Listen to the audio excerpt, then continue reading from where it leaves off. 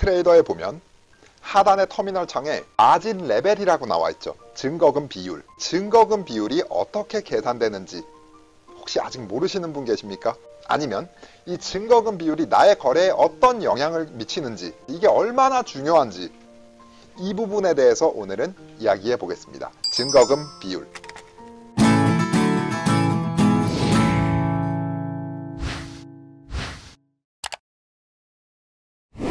자, 보통 거래를 하실 때 메타트레이더의 가장 하단에 보시면, 일단 지금은 제가 진입한 상품이 없기 때문에 증거금 비율이 나타나지 않는데, 내가 무언가의 거래에 진입을 했다. 그걸 바이를 하든 셀을 하든 상관없이 진입을 하면은 뭐가 나가요? 증거금이 예치가 되겠죠. 자, 그러면 여기에는 지금 영문 버전이라서 이쿼티라고 나와 있지만 평가 예탁 잔고입니다. 밸런스가 전일 예탁 잔고, 이쿼티가 평가 예탁 잔고. 평가 예탁 잔고에서 증거금이 예치된 나머지 금액, 그걸 바로 우리는 사용 가능 증거금이라 부르고요. 내가 가진 평가금에서 증거금으로 예치된 그 두 개 간의 금액의 비율. 자, 예를 들면 지금 제가 4,916불이 있지만 편의상 5,000불이라 치고 5,000불 중에 내가 500불을 증거금으로 사용을 했다. 500불이 증거금으로 예치되려면 각 상품들 중에 레버리지가 적용이 돼서 이제 몇 라씩 진입하는지 계산할 수 있겠죠. 그렇게 진입을 해서 내가 한 상품에서 500불 정도를 쓸 수도 있겠고, 아니면 라수를 줄여서 여러 상품들에 합쳐서 500불 정도로 증거금을 만들 수도 있겠고, 여러가지 뭐 거래 스타일에 따라 달라지겠지만 증거금을 500불 정도 썼다. 그러면 자, 평가금 이쿼티와 증거금의 비율이 몇 대 몇이에요? 평가금이 증거금의 몇 배 정도 돼요? 10배 정도 되죠. 5,000불 있는 상태에서 내가 500불 증거금으로 썼으니까 10배입니다. 자, 그러면 증거금 비율 몇 프로다? 1000%.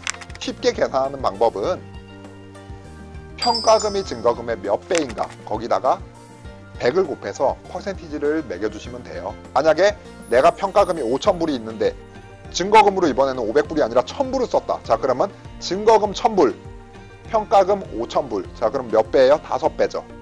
그럼 500%가 되겠죠, 증거금 비율이. 예를 들어서 한번 제가 진입을 해볼게요. 원래는 유로 달러를 1라 진입하면 250유로, 지금 레버리지 400배를 적용을 해서 10만 유로에서 400을 나누면 250유로가 되죠. 250유로는 달러로 얼마예요? 현재 환율을 곱해주면 270 정도 나오겠네요. 270달러 정도. 자, 그래서 1랏을 유로로 셀을 한번 진입을 해볼까요?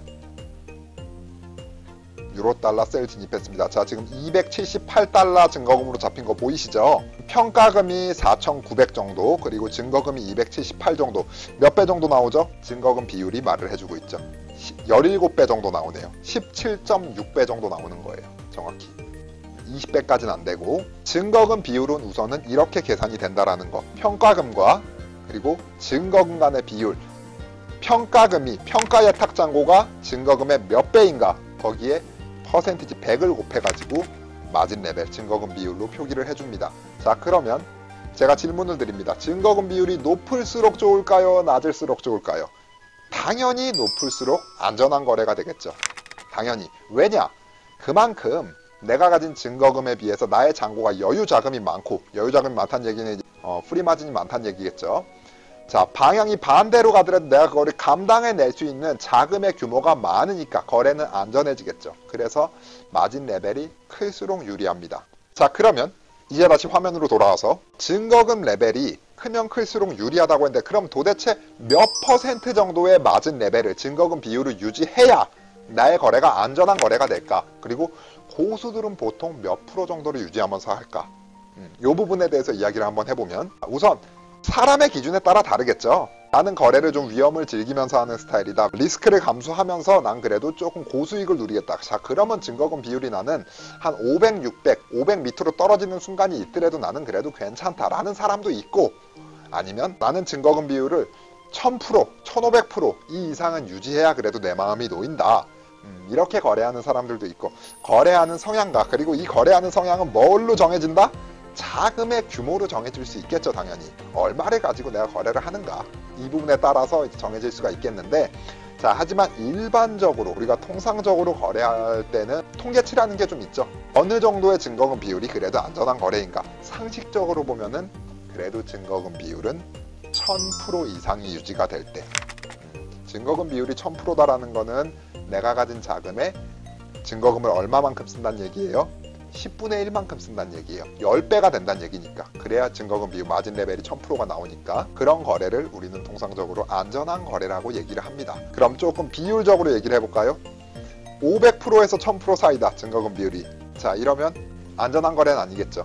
약간 위험할 수 있는 정도, 500% 미만으로 떨어진다. 이거는 위험한 거래입니다. 만약에 증거금 비율이 100%가 된다. 증거금 비율이 100%다라는 거는 무슨 말이에요?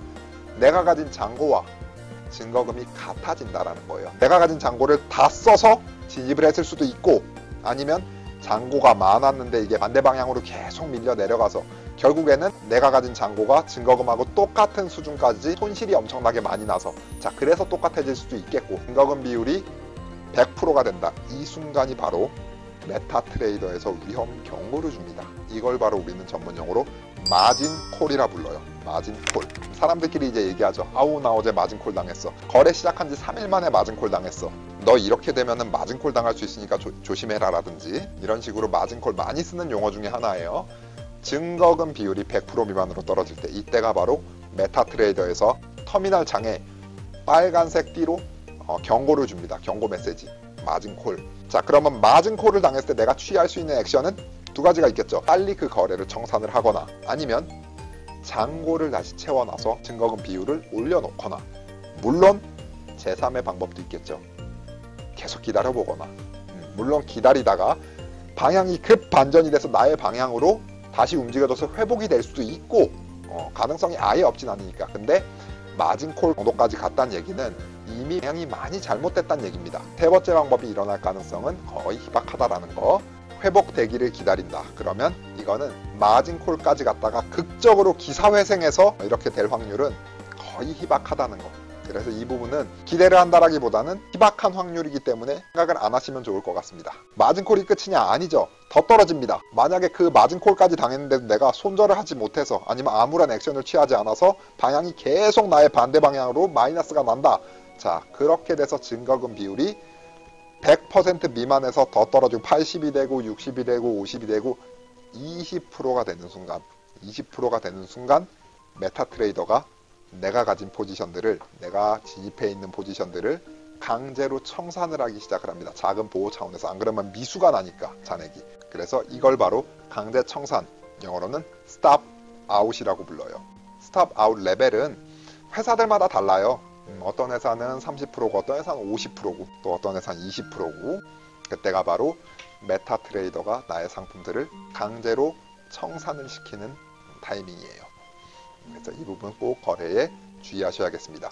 증거금 비율 어떻게 계산이 되는지, 평가의 탁잔고와 증거금 간의 비율, 그걸로 곱하기 100을 붙여서 증거금 비율이 표기가 된다는 거, 그리고 이게 얼마 정도로 유지해야 내가 안전하게 거래를 하고 있다라는 거, 요 수준 정도 꼭 거래에 참고하시기 바랍니다.